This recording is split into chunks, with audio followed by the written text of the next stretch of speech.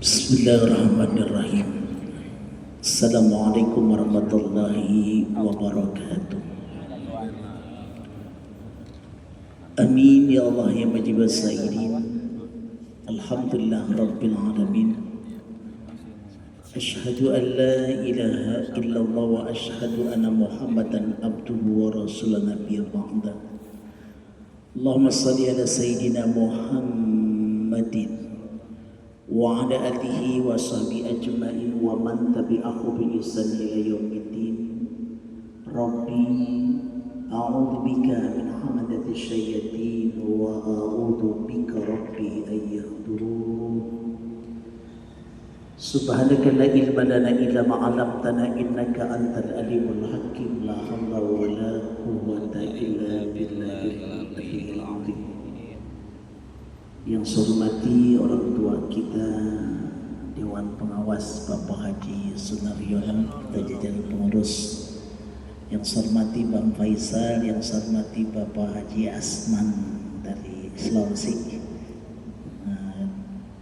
Kementerian Desa Tertinggal, ya salah satu staf mereka. Semua jamaah orang-orang tua kita, para ustadz yang insya Allah dimuliakan Allah Subhanahu wa Ta'ala. Puji dan syukur kita panjatkan kehadiran Allah Subhanahu wa Ta'ala atas karunia nikmatnya. Di pagi menjelang siang ini kita masih diberikan nikmat oleh Allah, duduk di tempat yang mulia dalam rangka thalabul ilmi dan silaturahim. Salawat beriring salam semoga terlimpah tercurah kepada Nabi besar kita Nabi Muhammad. Allahumma salli wa sallim wa barik alaihi wa alihi, beserta keluarganya, para sahabatnya dan kita selaku umatnya. Salah satu kenikmatan yang diberikan oleh Allah hari ini, kita masih bisa duduk bersama dalam satu majlis. Bahkan ungkapan yang kita pada saat merindukan, kalau kau ingin menyaksikan orang-orang beriman, mereka sukunya itu ada di masjid. Itu menjadi kebanggaan buat kita, terakui dalam artian Rasul katakan fasyadul mu'min. Kalau kau ingin melihat orang-orang beriman di masjid, beriman itu paginya ada di masjid. Ini kan pilihan Allah. Kekuatan kita nggak mampu kalau bukan pilihan Allah. Mudah-mudahan karunia diberikan kepada kita sampai akhir hayat kita. Maka ketika Rasul mengatakan masalul mu'min kamasalinah, perumpamaan mentalitas orang-orang beriman seperti an-nahl, seperti lebah. Ini kan perumpamaan luar biasa. Lebah yang dimakan saripati bunga, yang dihasilkan dari lebah itu madu. Bahkan filosofinya lebah itu ketika singgah di dahan manapun tidak ada dahan yang patah. Lebah tidak pernah mengganggu orang kalau tidak diganggu orang. Ini sifat orang beriman, ya. Jadi makan yang baik-baik, yang halal-halal, maka akan keluar madu. Siapa? Tingkah laku akhlak yang baik.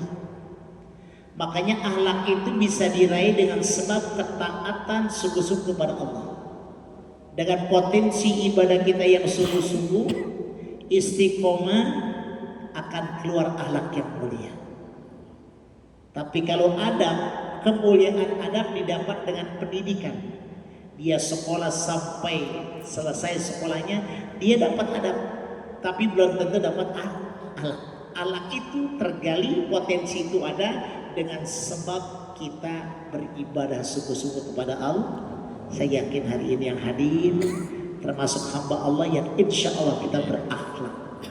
Kenapa? Dengan motivasi kita subuh berjamaah, yakin malam kita tahajud, kita sholat witir, baca Quran. Pada saat ini terbukti sungguhnya kita ada di masjid. Amin ya rabbal alamin. Berarti apa? Yang dimakan yang halal-halal, yang baik-baik, maka akan keluar sifat akhlak yang mulia. Itu yang kita rindukan. Bahkan umat Islam, filosofi lebah mengatakan dia ketika singgah di lahan dahan manapun tidak akan patah.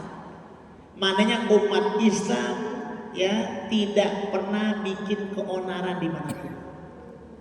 Dia nikmat hingga dimanapun dia akan nyaman. Makanya kata Rasulullah, rindukanlah orang yang apabila kau berada di sisinya kamu nyaman. Bahkan ketika di sisinya ngajak ibadah. Makanya sering itu kita dicontohkan kepada para alim ulama, orang-orang soleh. Kita bertemu gimana keadaan sehat. Itu kan ngajak ibadah. Paling tidak ada satu ungkapan indah dalam mulut kita, alhamdulillah. Itu berarti orang-orang soleh itu ketika berjumpa dia ngajak berdoa gitu. Kita pasti mengatakan alhamdulillah. Tuh. Jadi kemanapun iman. Dan lebah tidak pernah mereka mengganggu orang kalau tidak diganggu. Umat muslim pun begitu. Tidak akan mengganggu orang kalau tidak diganggu. Tapi kalau sudah tidak cari musuh.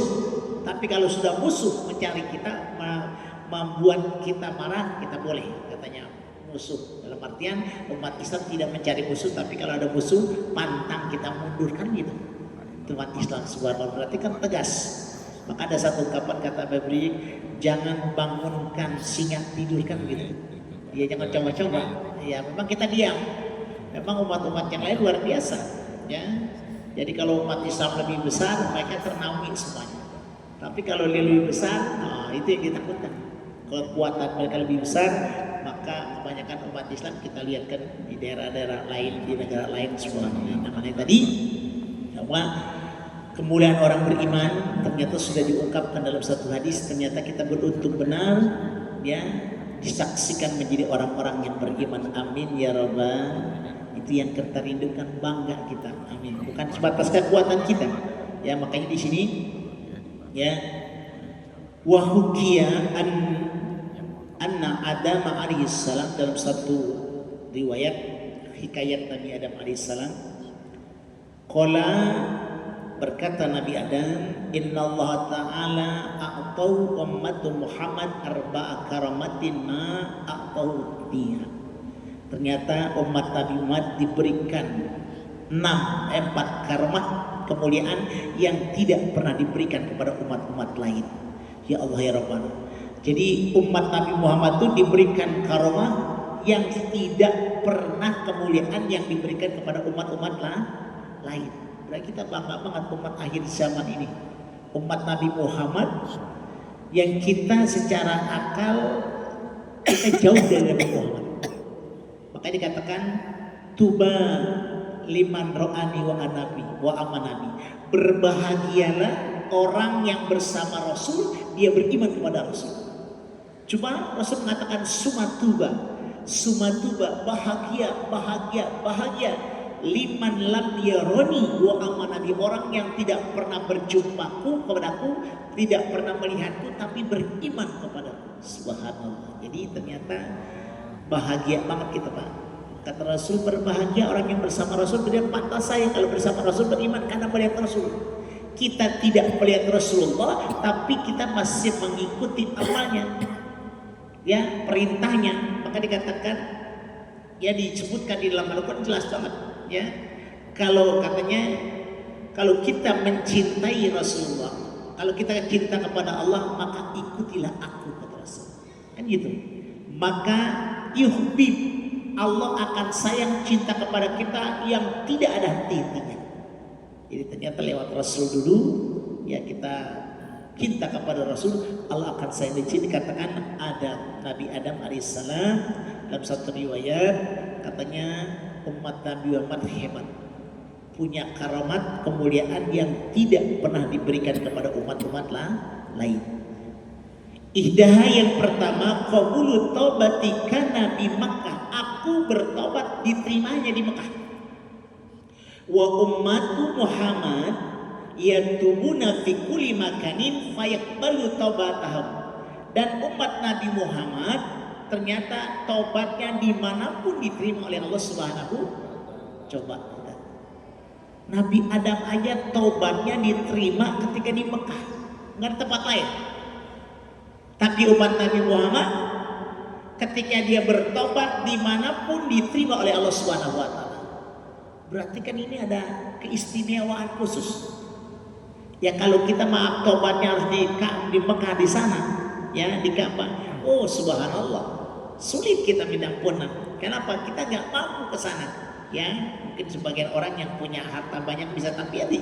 Ya bahkan pahala haji dan umroh pun didapatkan. Orang yang nggak berangkat haji dan umroh kita diberikan. Mana kepada orang yang ketika subuh, setelah subuh dia iktikaf sebentar, diikuti 2 rakaat isyraq, maka dikatakan pahala haji dan umroh tamatan yang sempurna dan yang sempurna. Itu kan luar biasa. Ini berbeda dengan umat lain, ya Allah ya Rabbana. Ternyata umat Nabi Nuh, aku katanya ketika berbuat salah dan dosa, diterima tobatnya hanya di Mekah.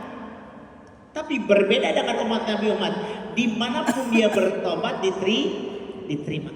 Makanya kita sering istighfar. Maka barang siapa orang ketika habis sholat beristighfar 3 kali, dia baca la ilaha illallah wahdahu la syarikalah, dia sampai Allahumma antas salam, maka seandainya dosanya sampai seperti buih di lautan, maka diampun dari Allah. Coba, seperti buih di lautan, dosanya diampuni. Maka ternyata ampunan Allah itu begitu banyak tempat-tempatnya. Ya bahkan luar biasa. Kita hari ini majelis taklim seperti ini, kajian 1-2 hadis atau Al-Quran, dan 1 jam mengatakan qad ghafara, aku sudah ampuni dosa dan kesalahan. Ini kita duduk begini bukan main-main Pak. Ini dosa kita rontok, terus berjatuhan sampai kita kembali ke rumah. Ketika dia berjalan menuju majelis taklim masjid, maka rahmat Allah turun kepadanya sampai dia kembali ke rumah. Jadi kalau saya tahu nikmat Allah yang diberikan kepada kita begitu banyak, ampunan Allah ternyata luar biasa. Sampai seandainya ada satu hadis qudsi, inni la ahamu bi adabi bi ibadi. Bahasa kita sesungguhnya Allah melihat penduduk dunia ini gergetan. Ya sudah gimana tingkah lakunya luar biasa. Inilah ahamu bi adabi bi abi, sesungguhnya aku menatap penduduk bumi ini, tingkah pola manusia sudah membuat murka Allah turun. Inilah ahamu bi adabi pala maro'aitu, tetapi ketika aku lihat suyuhun rukka, ada orang tua di malam hari dia tahajud ibadah. Ternyata kunci sukses.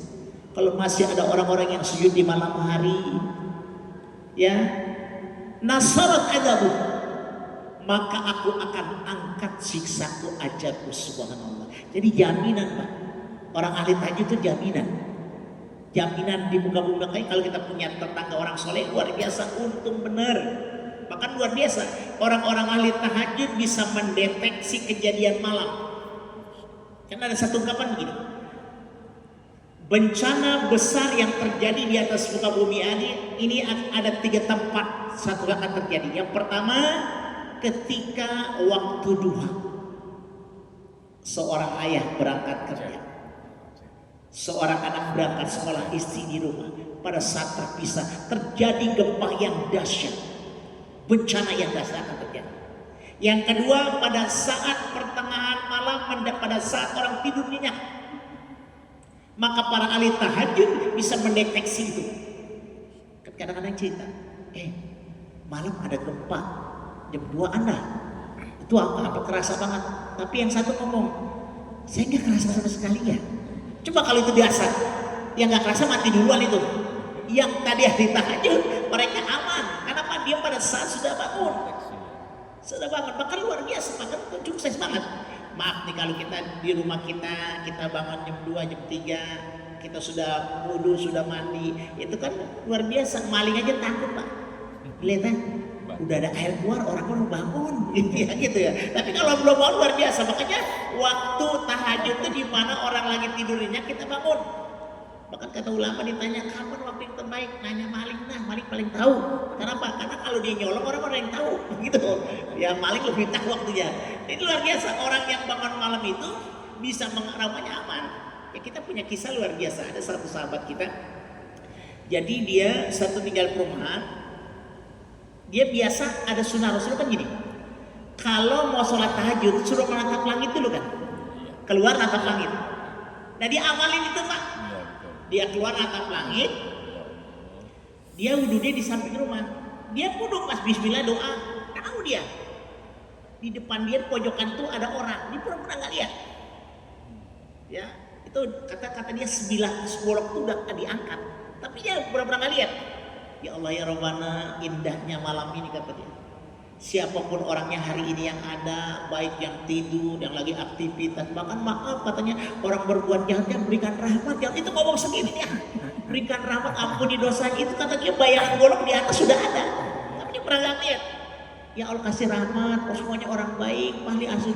Jadi diam sampai kata dia gerakan golok itu dia angkat sampai apa diam gini.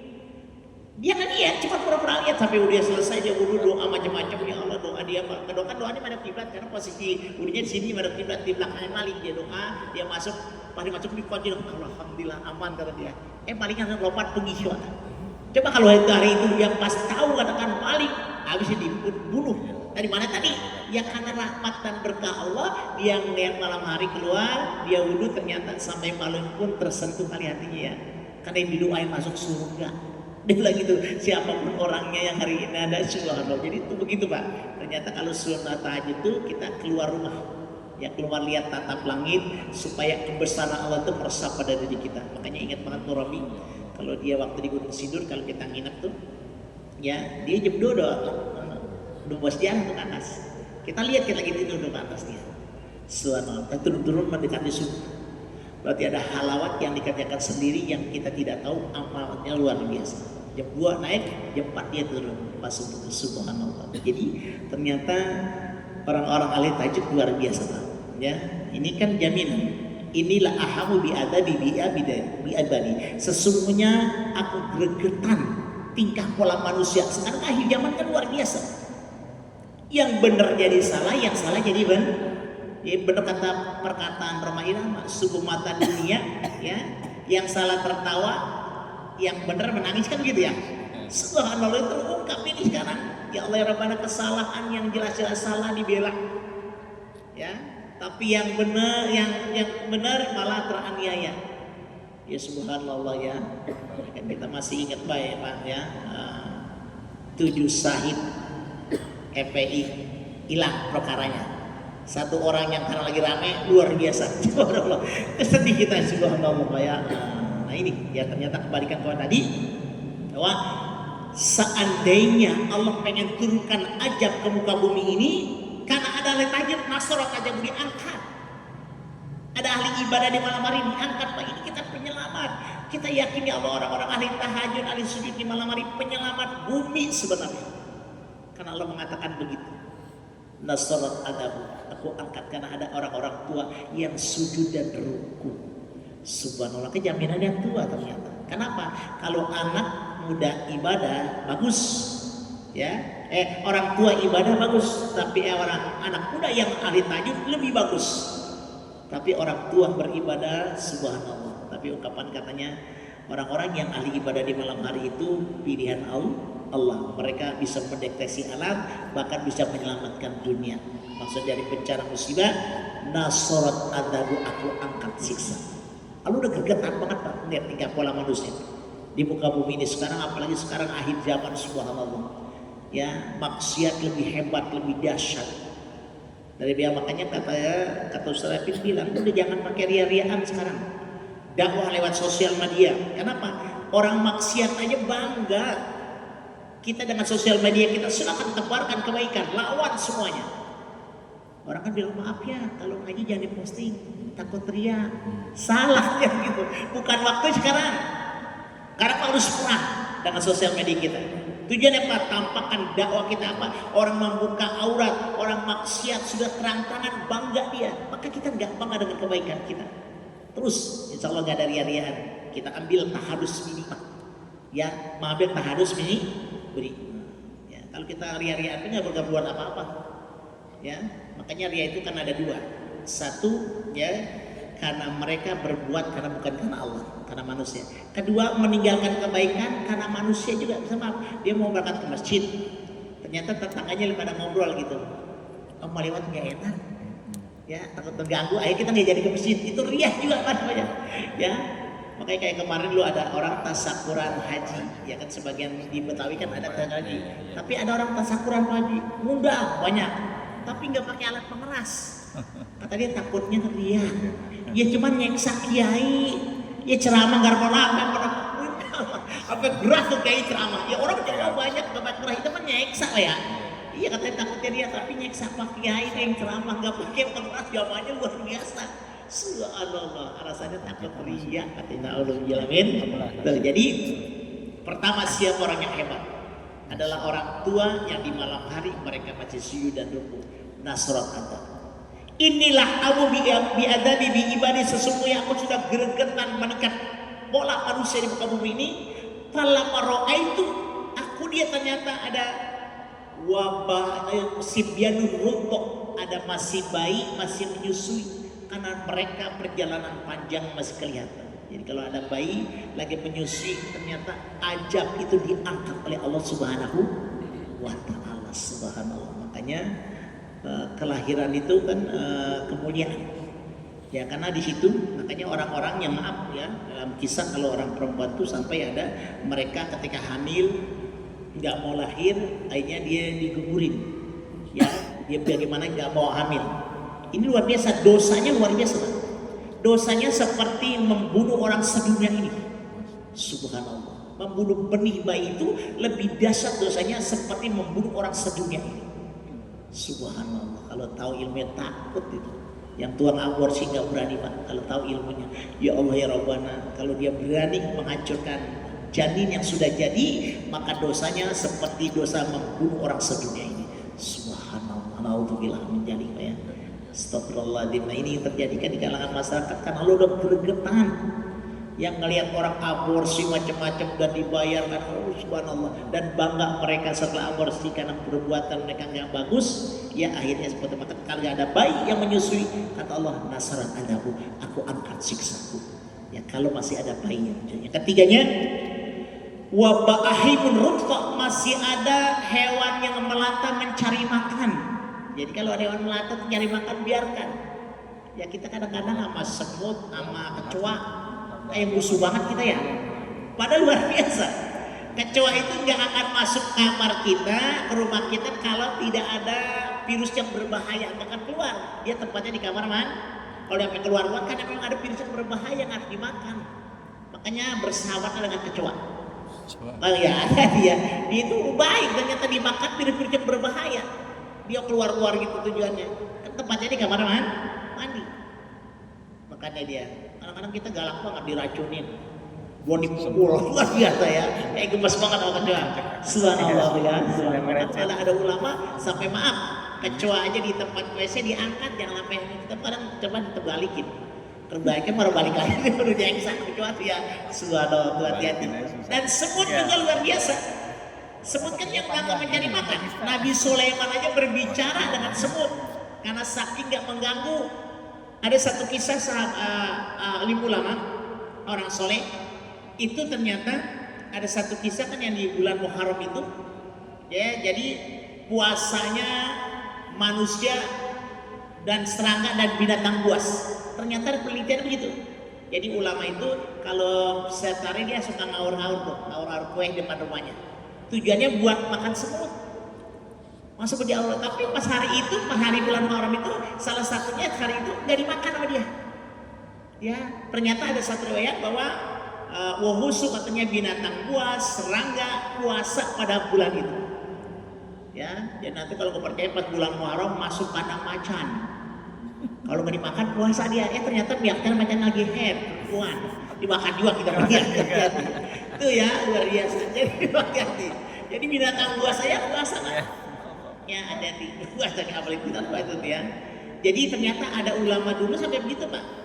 Kalau kita kepikiran gak pak? Ini kita punya gula misalnya 1 kilo gula pasir. Kepikiran gak sedekah buat semut? Kita lemparin sendok dari teman-teman kita, kepikiran gak? Kayaknya nggak nyampe di kita mah ya? Enggak pak. Itu gula buat kopi, gula kopi terus. Ada lagi ya sodako 1 sendok lempar di atas sodako begitu kan. Ada satu mbak apa tuh yang pedagang yang mulia banget. Jadi dia pedagang yang pakai gula itu kalau kita mau lapis ini ya. Jadi kalau sebelum dagang diambil 1 sendok, diaur-aur. Ditanya kenapa? Sodako buat sebut. Makanya hasilnya berkah. Kita kuramannya kagak ya? Kagak dari sodako tersebut ya.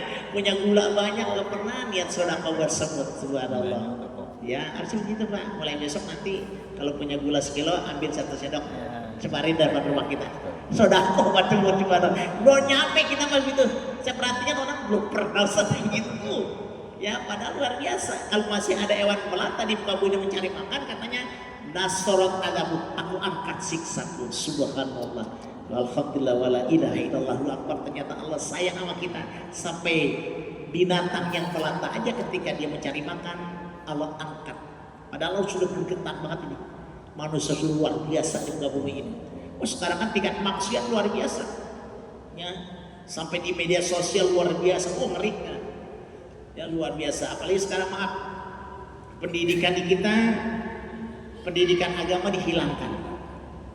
Bahkan PGMI khusus guru-guru PGMI, guru-guru yang madrasah itu jurusannya pun dihapus. Coba bayangkan. Generasi kita mau dibawa kemana? Paling aman sekarang pesantren udah nggak lagi. Ya, jurusan agama dihilangkan. Bahkan kemarin-kemarin kita sampai kemarin masih ada tutup nanti perguruan khusus buat guru MI madrasah itu ditutup, nggak ada jurusan itu. Karena diajarkannya arah kebudayaan. Nah ini yang semakin kita ngeri ya pendidikan anak-anak kita, makanya rugi banget kalau kita tidak sekolah di agama. Kenapa? Ya paling aman ya pesantren ya. Anak-anak cucu kita. Karena di situ didikan agamanya insya Allah ya. Kalau umum udah jauh, kan nanti kan agama hilang. Ya kalau pendidikan agama hilang mau kemana coba generasi kita? Emang kan untuk menghancurkan satu kampus, satu negeri ya hancur generasi selesai. Nah ini ternyata luar biasa ya.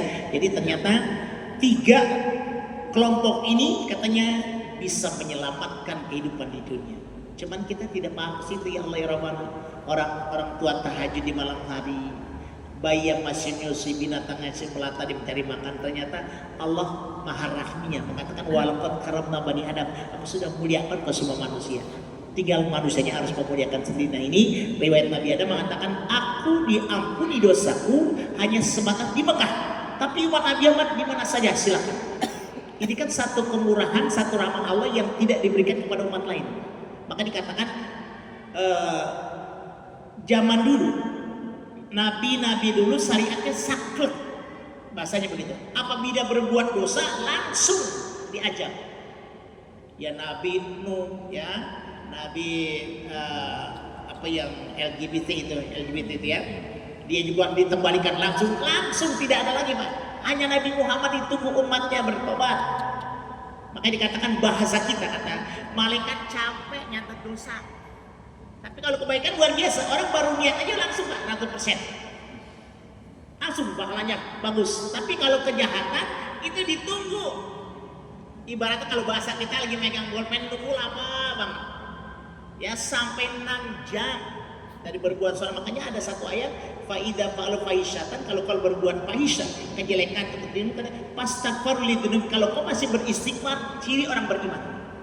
Jadi kalau kita masih bisa istighfar pas pulang ya astagfirullahaladzim tadi saya ngomong apa ya, takut berbuat salah, itu tanda orang beriman. Ketika berbuat salah dan dosa dia langsung istighfar, tanda orang beriman. Ditunggunya 6 jam. Pas mau ditulis dosa oleh malaikat dia tobat istighfar, ya kan mana kata di makna kata kita mah capek tapi nunggu lama sampai mau ditulis dosa, ternyata berbuat baik jadi pahala. Jadi ketika berbuat salah dan dosa tidak ditulis langsung tapi ditunggu sampai bertobatnya. Tapi kalau berbuat kebaikan baru niat, mau niat pelaku subuh nih, ternyata ada urusan, pahalanya tetap dan pahalanya. Makanya mulai besok niat aja jangan datang, pahalanya luar biasa. Iya karena dia makanya Alex saya nggak bisa halak ya gitu. Setiap hari bakal laku begitu dia kan niat tuh alhamdulillah. Ya memang niat kan bahaya dia mulia dan mulia. Itu tadi ternyata apapun kebaikan yang kita kerjakan kembalikan kepada kita. Itu tadi makanya ternyata ya Allah ya Rabbana kita untung banget ya masih diberikan kesempatan ternyata dengan istighfar itu luar biasa. Ampunan Allah amin ya Rabbana. Ya Allah ya Rabbana ini ya kata Nabi Adam diampuni hanya di Mekah, kita pun dimanapun bertobat bisa insya Allah manfaatkan. Yang kedua ya watani ini kuntul labisan, sesungguhnya aku adalah orang-orang yang memakai memakai pakaian, kata Nabi Adam. Falamma asaitu, ketika aku maksiat, ja'alani uriyana, aku langsung ditelanjangkan oleh Allah.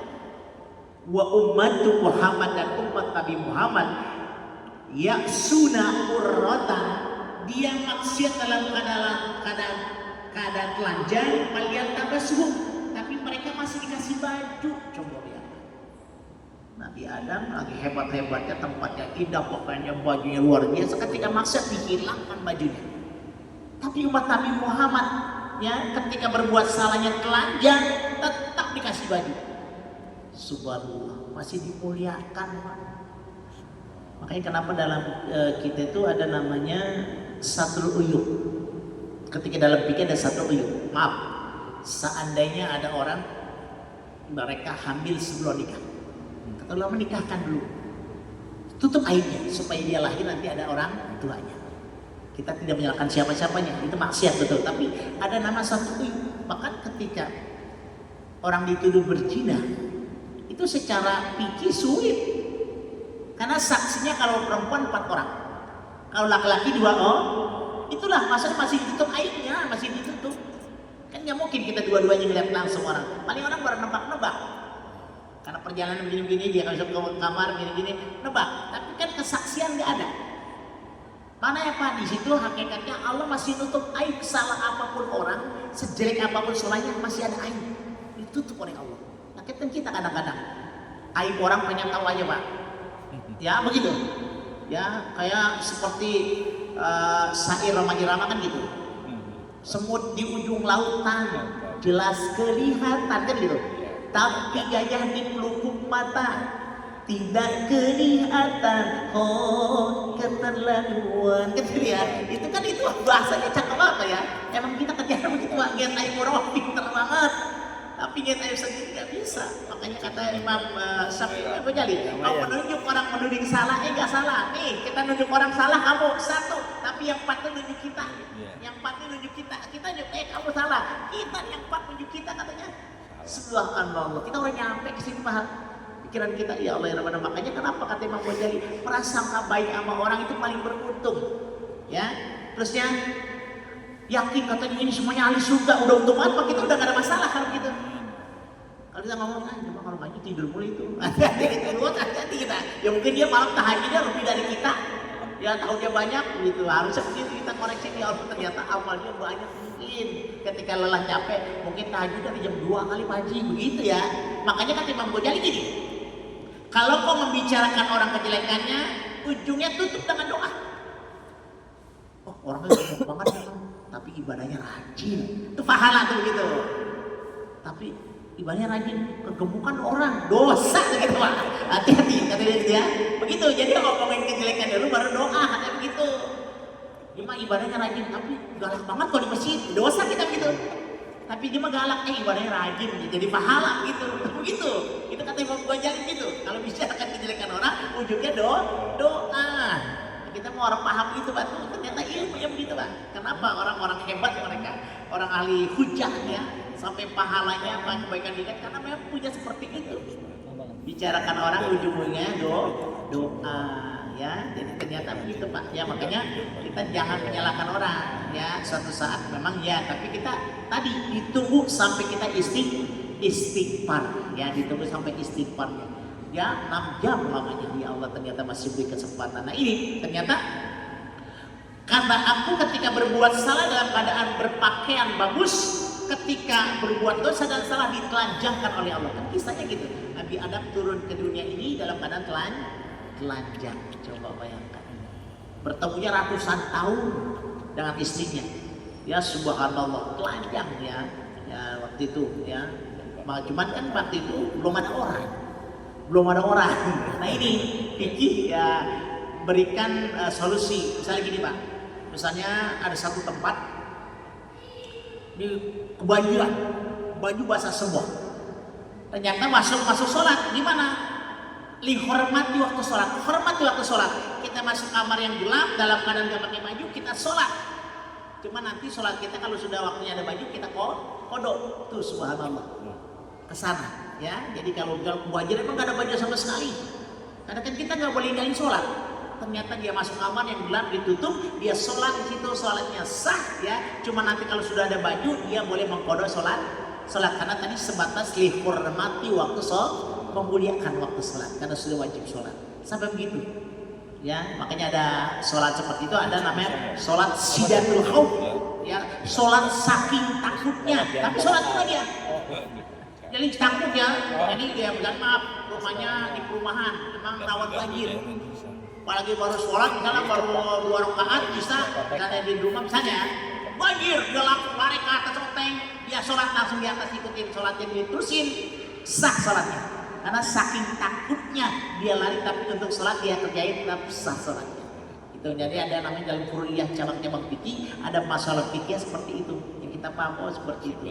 Ya kan banyak kadang-kadang di masyarakat orang kayaknya orang tuh salah benar-benar gini, misalnya sholat Jumat, ini orang kan sibuk banget Pak, ternyata dia rakaat pertama udah ketinggalan, dia masuk, boleh nggak? Boleh. Ketika imam salam dia berdiri, sholatnya sah, cuma kan masyarakat orang arti, orang ngapain baik datang sholat Jumat pakai nama begitu, contoh fikihnya ada, boleh. Tadi ilmu perlu penting banget Pak, ya kita bijak dalam ilmu, ya. Ya Rasulullah luar biasa. Ketika khutbah Jumat ada anak muda mau sholat baru mau duduk, ditunjuk sama dia, ajak ngobrol. Hai pemuda, sudah kau sholat 2 rakaat yang ringan? Belum, sholatlah. Di sholat Rasulullah khutbah lanjut semua lagi, diajak ngobrol dulu. Karena makruh hukumnya masuk ke masjid sholat Jumat tanpa tahiyatul masjid. Sampai begitu, jadi itu nanti cabang-cabang gitu, oh ternyata orang sholat Jumat ketinggalan, boleh ya. Kalau dia orang mau sibuk banget, maksudnya ada urusannya nggak bisa tinggalkan, dia pokoknya ya manusiawi lah, suatu saat kita akan ketemu begitu, manusiawi ya.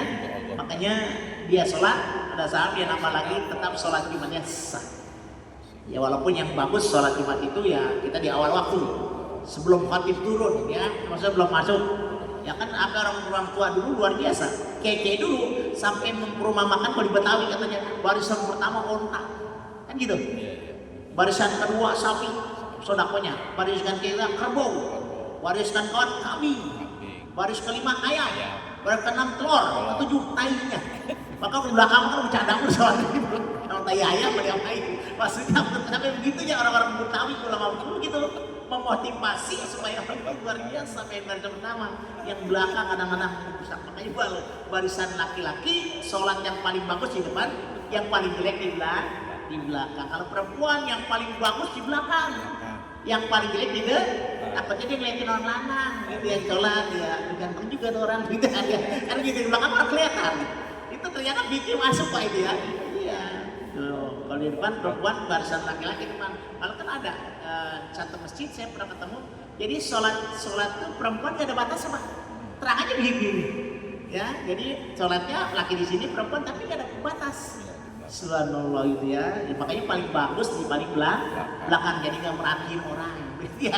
Iya, naudzubillah. Tadi gitu, makanya ada nanti cabang-cabang fikih, budaya fikih, ternyata ada masalah-masalah fikih kita paham. Oh ternyata kalau orang sholat Jumat ketinggalan sudah 1 rakaat, yang ikut dia nambah 1 rakaat, sholatnya sah. Ya karena mungkin sibuknya wallahu alam ya. Walaupun sebagusnya sholat Jumat kita meniru ulama-ulama. Ya kayak mau pasit sholat Jumatnya jam 9 berangkatnya. Jam 9. Bilang dia udah berangkat ya. Kalau kita ketemu tuh maaf Ustaz, saya udah kesiangan, jam 9 kesiangan. Subhanallah ya, kayak model Profesor Amin Rais, Jim Samsudin itu jam 10 udah aja Pak. Orang-orang hebat, pokoknya cari ya ulama-ulama ternyata jam 10 udah ke masjid. Kita jam berapa kita? Setengah 12. Iya, akhirnya kita ngambil pelajaran tuh ya, jangan kalah dengan apa yang kayak Mufasir, orang ulama, jangan. Kita hari Kamis sudah nyampe, duduknya depan ini, mau sholat Jumat gitu, pengen ngalahin ulama, cakep gitu Pak. Subhanallah.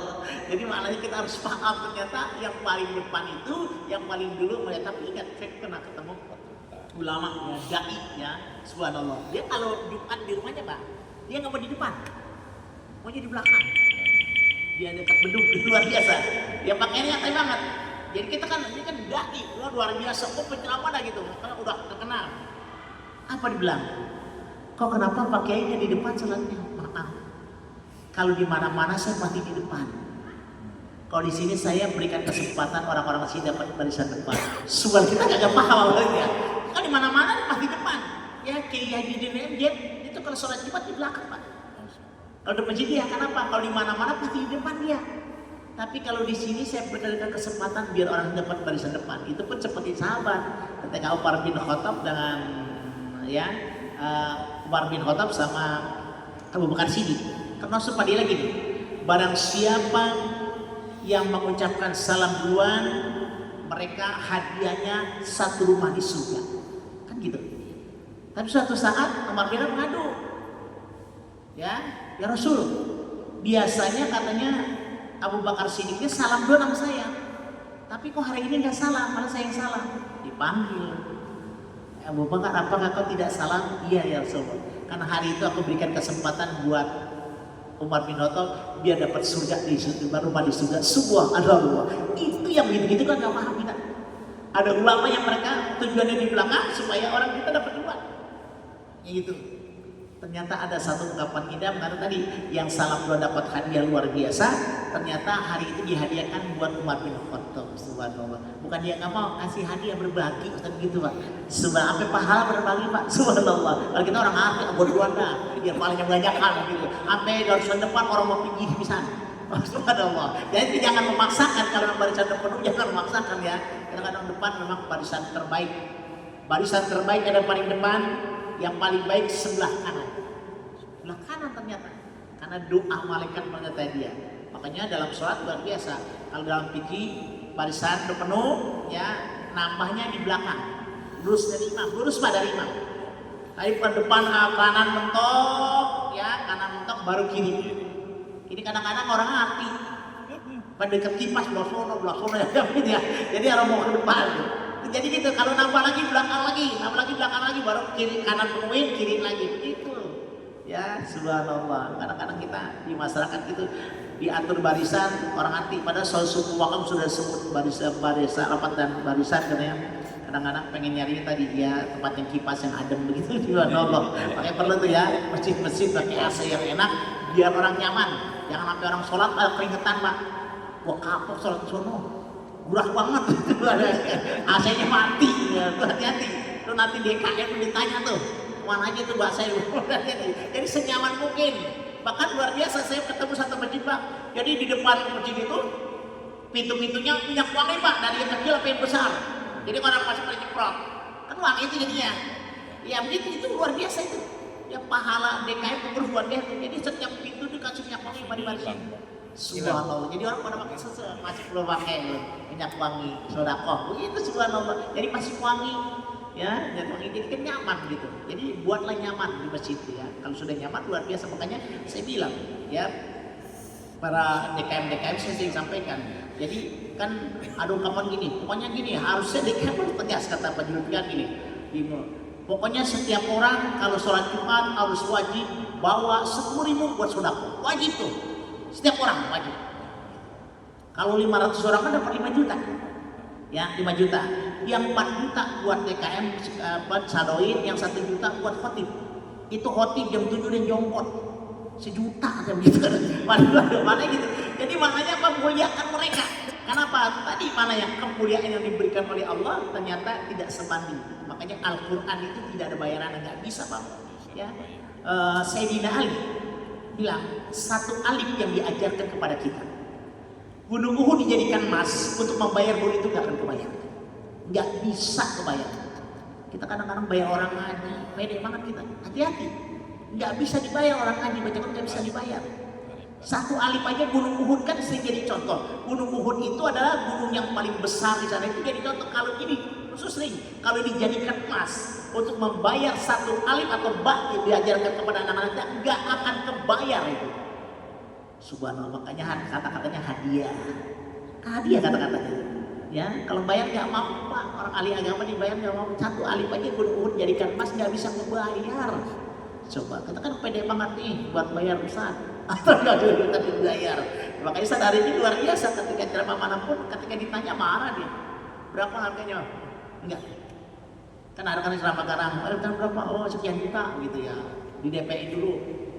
DP udah masuk, kadang-kadang terlambat, panggil jam 10 ceramah, datang jam 2, pengen ceramah juga, kan DP udah masuk. Kalau DP udah masuk pulangin dia, gitu.